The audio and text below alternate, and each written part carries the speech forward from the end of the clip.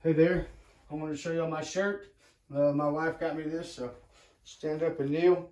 Thank you, honey, if you're watching. When you watch it, appreciate it. We are going to be doing Genesis 7 through 11. We're going to be doing the 7-11 today. We got, today is 12/30/23. So New Year's Eve is tomorrow, so Happy New Year and Merry Christmas. We're going to be doing Noah's Ark, and we're going to be doing the Tower of Babel. So that's 7 through 11.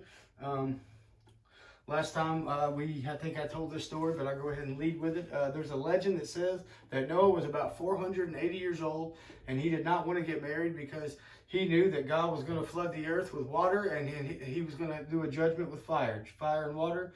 And Noah did not. He decided what was the point of getting married and having kids if God was just going to flood it out. He's also watching what's going on here that we talked about last video in Genesis 6, where the sons of God are habitating with the daughters of men. So, you know, he probably knows that God is fed up and is about to do something. And so we find out here that we're going to find out where God thought that Noah was perfect in his generation. And actually he uses him and tells him to get married and have kids, and he's going to save his family. And then we find out that here in Genesis 6:3, and the Lord said, my spirit, it shall not always strive with man, for that he also is flesh, yet his days shall be 120 years. Doesn't mean that man can't live to be 120 years old. It just means that judgment is coming in 120 years, because you'll find out in Genesis chapter 7 that Noah got on the ark. When he got finished with it, he was 600 years old. That's just a legend. You chew on it, do what you want. It's not Bible. I just thought it was an interesting story to lead with. When you get to the part of Methuselah, we talked about the names in one of the last videos. I talked about Methuselah. His means his death shall bring, which is interesting because God says that his name means his death shall bring. So his death shall bring the flood, the judgment. So when Methuselah dies, his death brings the flood. God allows Noah to mourn his grandfather's death for 7 days, and then he closes Noah up, being the last man on the ark, and then he closes the door. So that's kind of interesting and cool. That's why every part of the Bible is perfect in every way, and like I said, it witnesses of itself, and it's pretty awesome. So we left off in verse 6-9, so we'll start there. These are the generations of Noah. Noah was a just man and perfect in his generations, and Noah walked with God. And Noah begot 3 sons, Shem, Ham, and Japheth. Let's start right there. So Shem, Ham, and Japheth, after the flood, is where all the descendants come from. And we talked about last time, Noah's flood, not only did it save all the animals in the eight people, it saved all them plus you and me. It saved all of humanity, because he was able to save them, and they were able to replenish the earth, which God told them to do. So the earth also was corrupt before God, and the earth was filled with violence. And God looked upon the earth, and beheld it was corrupt, for all flesh had corrupted his way upon the earth. And God said unto Noah, the end of all flesh is come before me, for the earth is filled with violence through them. And behold, I am destroy them with the earth. Make thee an ark of gopher wood. Rooms shalt thou make in the ark, and shall pitch it within and without pitch. And this is the fashion which thou shalt make of it. The length of the ark shall be 300 cubits, the breadth of it 50 cubits, and the height of it 30 cubits. A window shalt thou make to the ark, and in the cubit shalt thou finish it above, and the door of the ark shalt thou set in the side thereof. With the lower, second, and third stories shalt thou make it. So let's talk about the dimensions of the ark. It's interesting that the same dimensions of the ark was the same dimensions of the tabernacle in which the Jews built in the wilderness. The same one. So there's something about that. But with thee will I establish my covenant, and thou shalt come into the ark, thou and thy sons and thy wives and thy sons' wives with thee. And of every living thing of all flesh, 2 of every sort shalt thou bring into the ark, to keep them alive with thee. They shall be male and female, of fowls after their kind, and cattle after their kind, of every creeping thing after his kind. 2 of every sort shall come into thee, to keep them alive. And take thou unto thee all food that is eaten, and thou shalt gather it to thee, and it shall be for food for thee and for them. Thus did Noah, according to all that God commanded, so he did. So what did God say? It's time to bring every male and female into the ark. Why? Because it has to produce after its own kind. That's why evolution is a crock, because everything produces after its own kind, right? You don't have chaos and then all of a sudden it's perfection, right? You can't. That'd be like a tornado, going through a junkyard, and then when it's over, you got a 747. It doesn't airplane. It doesn't happen like that, right? That's not how anything in life works. You actually have cells in your body, if you study the human body, that fight off infections. Cancers are supposed to, right? I mean, that it fights off sickness. So if your body had some kind of corrupted, your body is prone to fight it off. It's supposed to. So there's no way that you could mutate into some evolutionary character or other genders or anything like that. So let's go to 7. And the Lord said unto Noah, Come thou and all the house unto the ark, for thee have I seen righteous before me in this generation. Of every clean beast thou shalt take to thee by sevens, the male and his female, and of beasts that are not clean by two, the male and his female. So we're just going to talk about male and female, male and female, male and female, right? 2 genders. Of fowls also of the air by sevens, the male and the female, to keep seed alive upon the face of the earth. So Noah has to bring in 7 males and 7 females by sevens of the clean animals, and he has to bring in of the unclean animals 2 of every kind, a male and female, right? So he's bringing in unclean animals, male and female, 2 kinds, let's make unclean animals. He's bringing 7 of a male, 7 females, 7 males, 7 females. So there's 14 of clean animals, so they can reproduce and make more. Okay?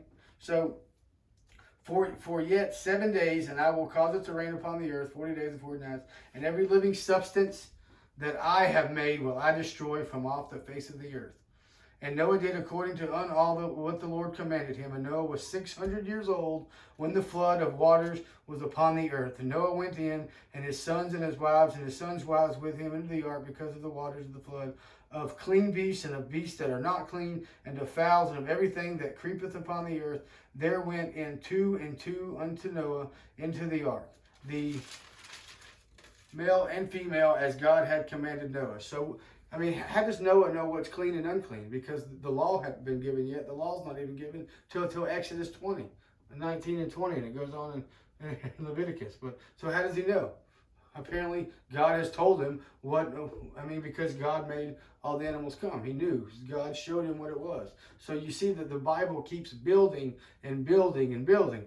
And it came to pass after 7 days that the waters of the flood were upon the earth, and the 600th year of Noah's life, in the 2nd month, the 17th day of the month, the same day were all the fountains of the great deep broken up, and the windows of heaven were opened, and the rain was upon the earth for 40 days and 40 nights. In the same self day entered Noah, Shem, Ham, and Japheth, the sons of Noah, and the Noah's wives, and 3 wives of his sons were with them in the ark. So it has never rained on the earth before this moment, before the 10th generation, when Noah pops out. It has never rained on the earth, and God has called the flood waters out of heaven, the windows in heaven, to flood this earth. They and every beast after his kind, and all the cattle after their kind, every creeping thing that creepeth upon the earth after his kind, every fowl after his kind, every bird of every sort. And they went into Noah into the ark, 2 of every kind of flesh, wherein is the breath of life. And they that went in, male and female of all flesh, as God had commanded him. And the Lord shut him in, and the flood was 40 days upon the earth, and the waters increased and bare up the ark, and it was left up above the earth, and the waters prevailed and were increased greatly upon the earth, and the ark went upon the face of the waters. So we have here the ark above the face of the waters, and we read in the Bible where I think it was I don't want to lie to you, but we'll probably get to it. But I want to say it was like 200 feet above the highest mountain. That's how high the earth was, or the water was above the highest mountain, on the whole earth. So, and the waters prevailed exceedingly upon the earth, and all the high hills that were under the whole heaven were covered. 15 cubits upward the waters prevail, and the mountains were covered. So 15 cubits, that's really not that big, because 15 cubits is, actually I lied to you. So 15 cubits is only, they say a cubit is from the width of your elbow to your finger. That's probably, I don't know, maybe 18 inches. So, I mean, it was probably 15 to 18 feet above the highest mountain. So if these giants were that big, they probably could have survived. Some of them could have, maybe. I don't know, unless they were hanging on the ark, while it was floating in the water. I don't know. And all flesh died that moved upon the earth, both fowl and cattle and beast, and of every creeping thing that creepeth upon the earth, and every man. And all in whose nostrils was the breath of life, of all that was in the dry land died. So I guess if them giants were breathing, they died, according to this. So, and every living substance was destroyed, which was upon the face of the ground, both man and cattle, and the creeping things, and the fowl of the heaven, and they were destroyed from the earth. And Noah only remained alive, and they that were with him in the ark. And the waters prevailed upon the earth 150 days. So that's quite amazing. So not only was Noah's 8 family members saved, him and his 7 family members saved, the 8 of them, but they saved all of us. He was able to rejuvenate. He saved you and me. He saved all of humanity there, as far as procreating and reproducing men upon the earth. They saved everyone. So in 8, and God remembered Noah and every living thing, and all the cattle was with him in the ark, and God made a wind to pass over the earth, and the waters assuaged. The fountains also of the deep and the windows of heaven were stopped, and the rain from heaven was restrained, and the waters returned from off the earth continually, and after the end of the 150 days, the waters were abated. And the ark rested in the 7th month, on the 17th day of the month, upon the mountains of Arad. So that's actually very, very interesting, because let's get to here. So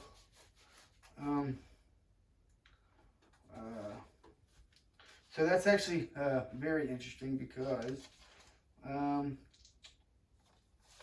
going to keep that for just a second. And the ark rested on the 7th month and the 17th day of the month upon the mountains of Arad. Nobody has ever found the ark, or could he? So there are other questions of why nobody could ever find the ark that rested on the mountain of Arad. Why not? Was there an ice age, and maybe he burned it to keep warm? He built an altar. Maybe he used that for fire to burn, incense with. Or the altar for God. Like I said, maybe he burned it so that he could keep warm, him and his family, and even the animals that were out there. Maybe they needed to, keep warm, possibly. They're still looking for it, and they keep saying they find it, but you never know, I guess. But in Numbers 28, 16 and 17, this is pretty awesome, because the first day that it comes that we just read there, that as the water starts to abate, he's still in the ark, but as everything stops on the 14th day of the month, the 7th month, on the 17th day of the month, upon the fountains of Arad. This is the same day. So in Numbers 28, 16 and 17. And in the 14th day of the first month is the Passover of the Lord. And in the 15th day of the month is the feast. 7 days shall unleavened bread be eaten. So, and it was the preparation of the Passover, and about the 6th hour, and he saith unto the Jews, Behold your king. But they cried out, Away with him, crucify him. Pilate saith unto them, Shall I crucify your king? The chief priest answered, We have no king but Caesar. So this was the 14th day he rose. This was on the 14th day of the month. This was on the 14th day this was on the 17th day of the month. When the Passover was started, it was on the 14th day of the month. 3 days later, Jesus rose on the 17th day of the month, the same day. So that's why the Jews actually celebrated this Passover day from Noah's time, was because that's when the Spirit went in. Remember, in Egypt, and all the firstborn were killed, and the Spirit came in. They put the blood on the post, and they celebrated the Passover. They celebrated the Passover on the 14th day of the month, and that actually became the first day of like their New Year. But anyway, but the ark rested in the 17th, in the 7th month, on the 17th day of the month, upon the fountains of Arad. At the same time, 3,000 years later, when Jesus was crucified, he rose again on this same day. So there's something about this being a renewal of life. But we're gonna go back here. But I just thought that was cool and interesting. So 7:4, 7:7, all the flesh died that moved upon the earth. But we already read that. When you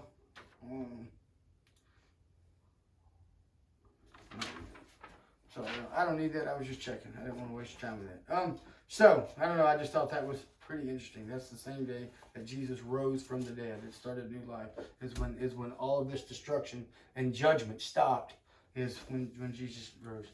And Mark 14, 1 and 2, after 2 days was the feast of the Passover, and of unleavened bread, and the chief priests and the scribes sought out they might take him by craft and put him to death. But they said, not on the feast day, lest there be an uproar of the people.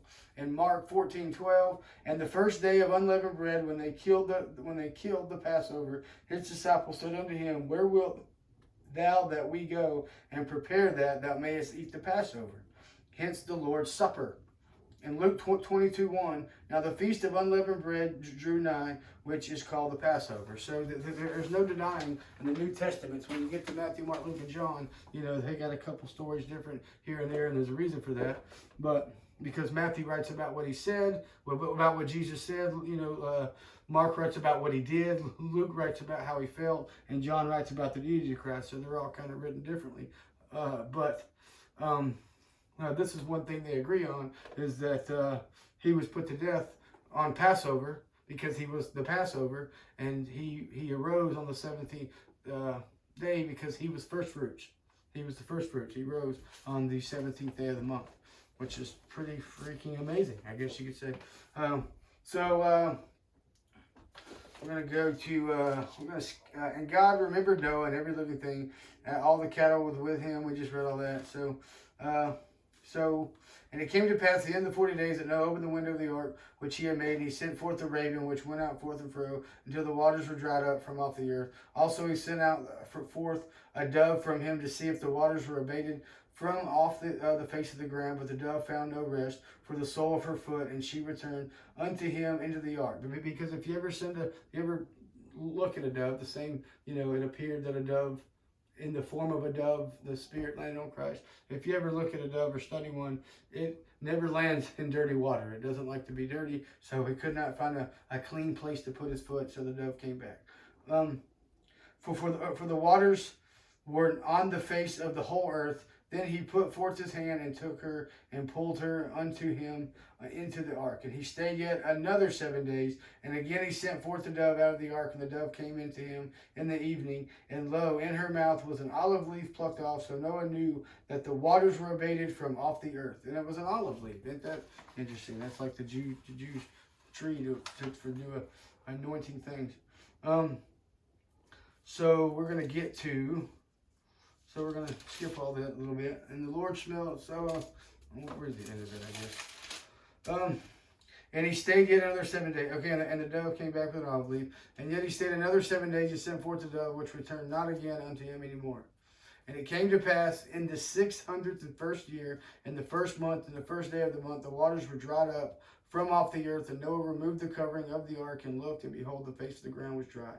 And the second month, on the 7th on the 7th and 20th day of the month, so it's 27th, was the earth dried, and God spake unto Noah.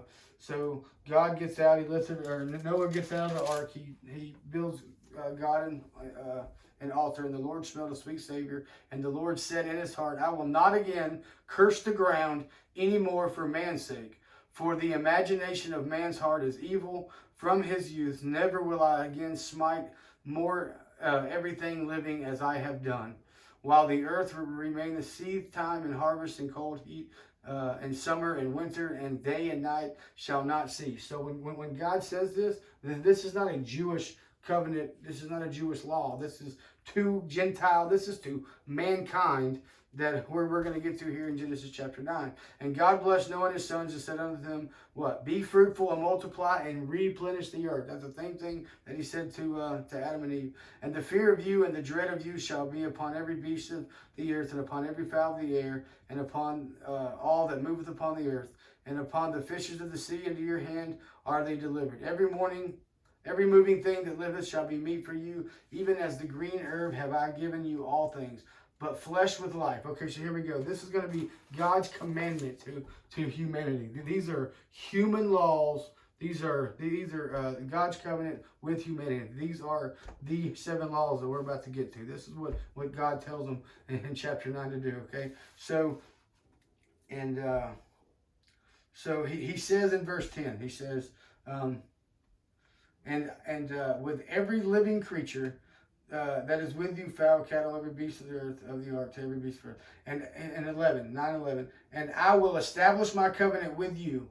Neither shall all flesh be cut off any more by the waters of the flood, neither shall there any more be a flood to destroy the earth. Well, some people say that this flood was it wasn't a universal whole, it wasn't a worldly flood, it just happened over here in this area. Well, if that's true, then that made God a liar, because, the earth floods in different parts of the world all the time. I mean, look at New Orleans, it floods in different places all the time, so that would make God a liar. This had to be a worldly flood. That's important to know, because God makes this promise not just to Noah, not just to the Jews, because we are dispensational. You got to go through the Bible and rightly divide it. And if you say you don't, you're a liar, because there's an Old Testament and New Testament, and you got to compare them. So you got to get deeper. But he made this specific covenant to everyone on earth, everybody, to you and me, and all to come. So he says, I will never ever do that. I will never flood the earth again.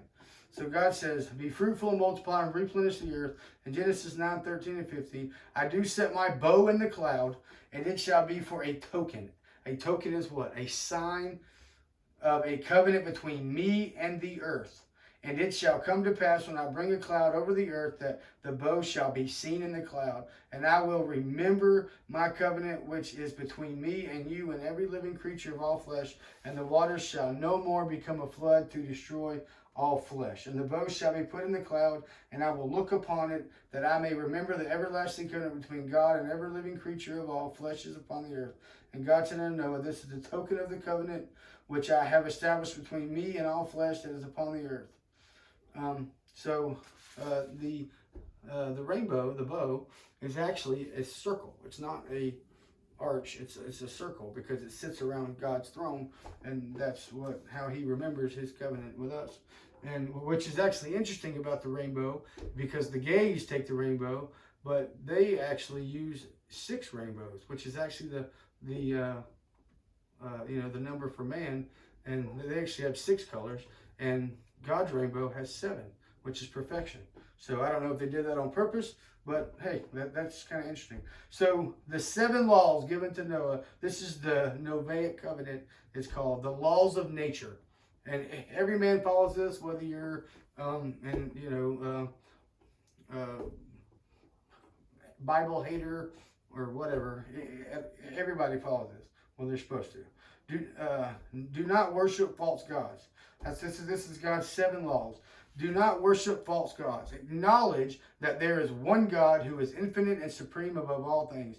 Do not replace God with finite idols, be it yourself or other things or beings. The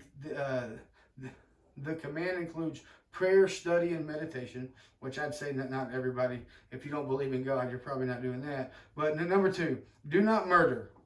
Respect human life. Every human being is an entire world. One man can, is an entire world. To save a life is to save the entire world. To destroy a life is to destroy the entire world. Do not curse God. Respect the Creator. Do not curse your Maker. Because here's the thing. If you don't believe in God, if you think there's no higher power than you, then you to yourself think you are God. Because there had to be a Creator. But do not curse God. Respect the Creator. Don't curse your Maker.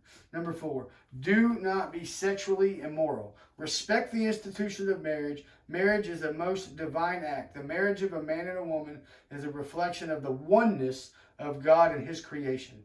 Number 5, do not steal. Respect the rights and property of others. Be honest and loyal by relying on God. We express our trust in him as the provider of life. Number 6, Do not eat the limbs from a live animal. Respect God's creatures. Do not cause unnecessary harm or sufferings to God's creatures. And number 7, set up courts and bring offenders to justice. Maintain justice. Justice is God's business. We reserve the right in society to enforce certain laws within reason, so man will respect other man. And let's face it, that's why we have laws.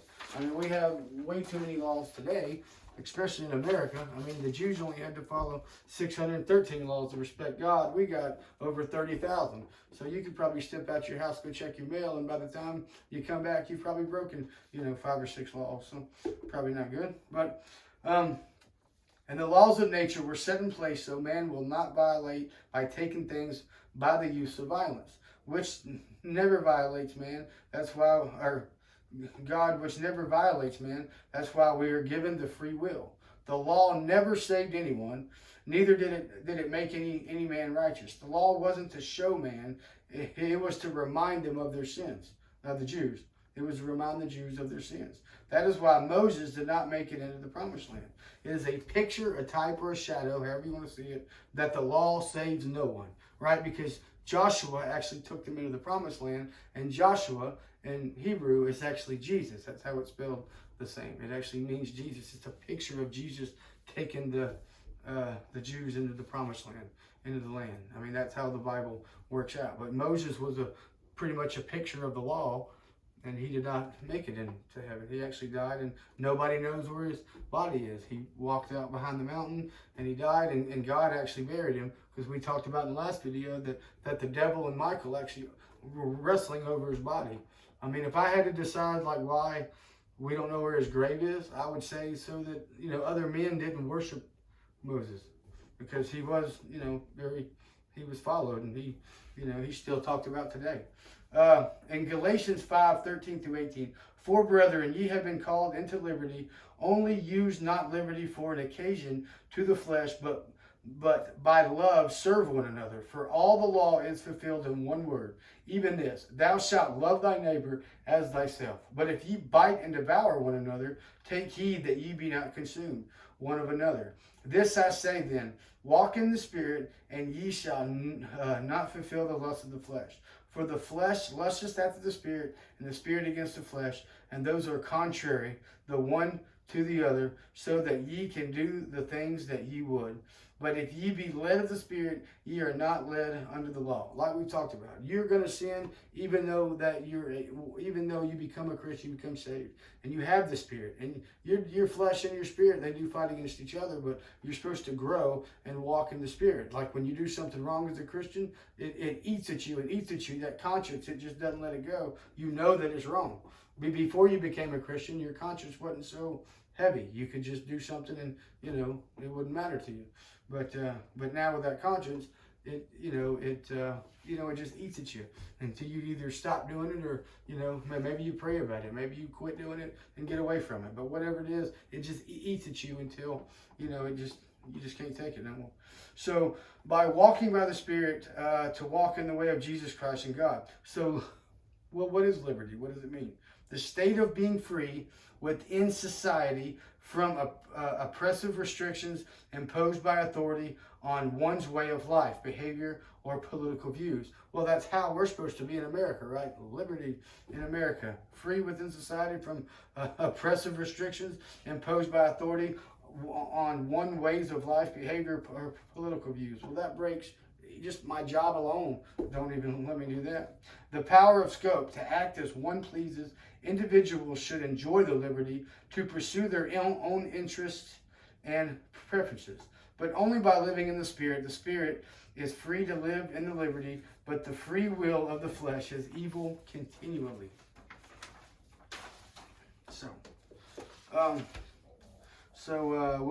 We'll finish up here with 9, and then we'll do 10 and 11 real quick here. So, and God said to Noah, this is the token of the covenant. This is the covenant. The bow is up there. The token is a sign. Who needs a sign? We talked about this. The Jews need a sign. The Gentiles that are saved, we need wisdom. The Jews get a sign. But these are the 3 sons of Noah, and of them the whole earth overspread. And Noah began to be an husbandman, and he planted a vineyard. A husbandman is actually a farmer. That's what that means. And he drank of the wine and was drunken, and he was uncovered within his tent. And Ham, the father of Canaan, saw the nakedness of his father, and told his two brethren without it. And Shem and Japheth took a garment and laid it upon both of their shoulders, and went in backward, and covered the nakedness of their father, and their faces were backward. And they saw not their father's nakedness. And Noah awoke from his wine, and knew what his younger son had done unto him. And he cursed, be Canaan. A servant of servants shall be unto his brethren. And he said, Blessed be the Lord God of Shem, and Canaan shall be his servant. God shall enlarge Japheth, and he shall dwell in the tents of Shem, and Canaan shall be his servant. And Noah lived after the flood 350 years, and all the days of Noah were 950 years, and he died. So Noah lived to be 950 years. So you got Ham. So you got Ham here. He was actually cursed because apparently he went in there and he did something to Noah. They say it was sexual, but also when you go through the Bible and you get over there to the story of Sodom and Gomorrah, that's actually, when you talk about Canaan, that's actually where their descendants came from. And they say, like I said, that he was cursed, and he might have done a sexual act to Noah, and Noah must have just woke up from being drunk and saw what he had done, and when he cursed him. So our genealogies come from Shem, Ham, and Japheth. They were spread all over the earth, and this is why they were spread out all over the earth. Now these are the generations of the sons of Noah: Shem, Ham, and Japheth, and unto them were sons born after the flood. And there's a whole bunch of names there that I'm not going to read. So we're going to come down to 31. These are the sons of Shem after their families, after their tongues, in their lands, after their nations. These are the families of the sons of Noah after their generations, in their nations. And by these were the nations divided in the earth after the flood. So I am going to start in one place and read one name in here, because this is kind of interesting. And unto Eber, this is 25, and unto Eber were born two sons. The name of one was Peleg, for in his days was the earth divided, and his brother's name was Joktan. So I've got the earth the way it is on the board, and like I said, if you've ever seen a map, you can see that the land looked like it would fit together like a puzzle. Well, when Peleg was born, this right here just said that these are the nations divided in the earth. Peleg means, for in his days was the earth divided. His name means divided or division. So in his days, where God's about to get the Tower of Babel, they're going to build this tower. We're going to read. So let's read it. And the whole earth was of one language and of one speech. And it came to pass, as they journeyed from the east, that they found a plain in the land of Shinar, and they dwelt there. This is actually where Babylon comes from. And they said one to another, Go to, let us make brick and burn them thoroughly. And they had brick for stone, and slime had they for mortar. So right now you have man right now. They are about to build bricks. What is that? That is like they're making man-made rock. God made rock, right? So now you got man trying to make rock. And they said, Go to, let us build us a city and a tower whose top may reach unto heaven, and let us make us a name, lest we be scattered abroad upon the face of the whole earth. And the Lord came down to see the city and the tower which the children of men builded. So they want to build an entire, this huge tower, so that God doesn't ever kill them and flood the earth again. Well, God already said he wasn't going to do that anymore. So first of all, obviously they didn't believe in God. They weren't listening to God, and they weren't understanding what they were supposed to know. So, but they want to build a tower to the heavens to outsmart God, so they can't, be flooded again. And the Lord said, Behold, the people is one, and they have all one language, and this is they begin to do. And now nothing will be restrained from them which they have imagined to do. Go to, let us go down, us, as God said, let us go down.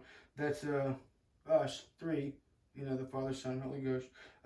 Let us, and there confound their language, that they may not understand one another's speech. So the Lord scattered them abroad from thence upon the face of all earth, and they left off to build the city. Therefore is the name of it called Babel, because the Lord did there confound their language of all the earth, and from thence did the Lord scatter them abroad upon the face of all the earth. So what happened? They're trying to build this tower because they didn't want to be scattered. And what does God do? He comes down, he scatters them anyway. He does to them what they don't want. But I think that's kind of interesting that he's scattering these people. Then think about the world today. There's different countries all over the world. There's probably 2,500 different languages.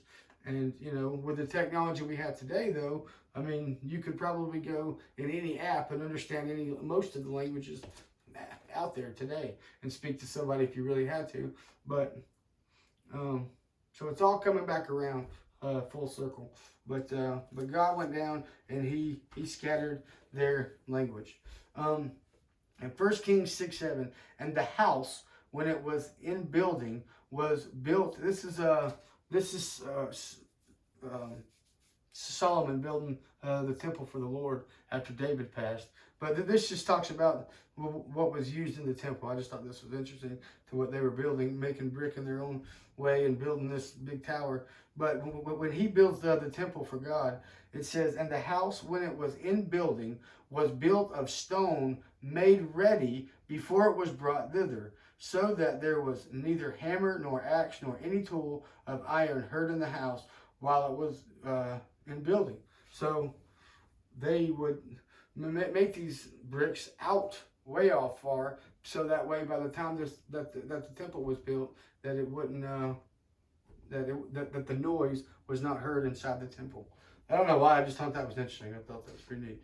So in verse 8 and 9, the earth, the land, was one land. So God separated the land. That's why it looks like it would fit together as a puzzle. Talked about that. That's why it looks like that. Because when God separated everything, and he separated all the people. He separated the world being the people. But he separates the land to separate the people. Therefore, that's why we have people in different languages. That's why we have different races. Why? Because people get together, and finally, like, you know, we have like the United States. You have China, you have Russia, you have India, you have Canada, Alaska. The world is spread out. So, that's where you get the different races from.